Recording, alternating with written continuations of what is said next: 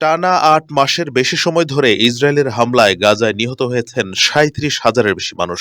দীর্ঘ এই অভিযানে নিজেদের কাঙ্ক্ষিত লক্ষ্য অর্জন করতে পারেনি ইসরায়েল। ফলে ভেতরে বাইরে বাড়ছে ক্ষোভ। এমন পরিস্থিতিতে ইসরায়েলের ভেতরে ভয়াবহ বিপদের আশঙ্কা করেছেন নেতানিয়াহুর স্ত্রী। অভিযোগ উঠেছে, প্রধানমন্ত্রী বেঞ্জামিন নেতানিয়াহুকে সরাতে ইসরায়েলি সেনা কর্মকর্তারা অভ্যুত্থানের ষড়যন্ত্র করছেন।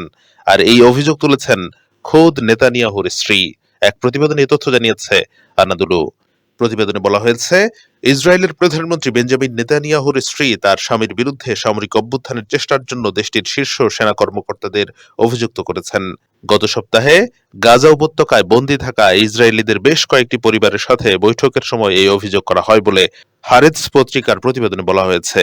এ সময় কিছু পরিবারের সদস্যরা তাকে বাধা দেন। তারা পরামর্শ দেন তিনি ইসরায়েলি সামরিক বাহিনীকে অবিশ্বাসের দাবি করতে পারেন না।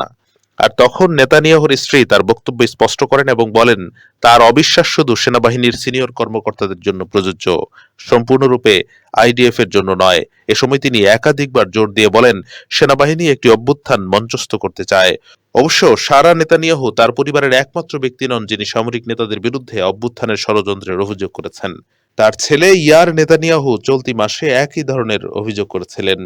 ইয়ার নেতানিয়াহু গত বছরের ৭ অক্টোবর হামাসের হামলার সময় সামরিক এবং শিনবেত নিরাপত্তা পরিষেবাকে বিশ্বাসঘাতকতার জন্য অভিযুক্ত করেছেন। তিনি বলেন, কেন সেনাবাহিনী এবং গোয়েন্দা প্রধানরা দাবি করতে থাকে যে হামাসকে নিবৃত করা হয়েছে?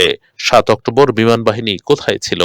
সাম্প্রতিক মাসগুলোতে অনেক ইসরায়েলি সামরিক নিরাপত্তা এবং রাজনৈতিক নেতারা গত বছরের ৭ অক্টোবর হামাসের হামলা ঠেকাতে ব্যর্থতার দায়ভার গ্রহণ করেছেন। নেতানিয়াহু অবশ্য হামলার কোনো দায় স্বীকার করতে রাজি নন। গত ৭ অক্টোবর হামাসের নজিরবিহীন আন্তঃসীমান্ত হামলার পর থেকে ইসরায়েল গাজা উপত্যকায় অবিরাম বিমান ও স্থল হামলা চালিয়ে যাচ্ছে।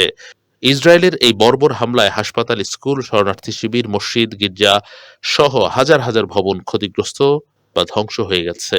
ইসরায়েলি আগ্রাসনের কারণে প্রায় ২০ লাখের বেশি বাসিন্দা তাদের বাড়িঘর ছাড়তে বাধ্য হয়েছেন। এছাড়া অবরুদ্ধ এই ভূখণ্ডের ৬০% অবকাঠামো ক্ষতিগ্রস্ত বা ধ্বংস হয়ে গেছে। ইসরায়েল ইতিমধ্যেই আন্তর্জাতিক বিচার আদালতে গণহত্যার অভিযোগে অভিযুক্ত হয়েছে। মূলত অবিলম্বে যুদ্ধবিরতির দাবি জানিয়ে জাতিসংঘের নিরাপত্তা পরিষদের প্রস্তাব সত্ত্বেও ইসরায়েল অবরুদ্ধ এই ভূখণ্ডে তার নৃশংস আক্রমণ অব্যাহত রেখেছে।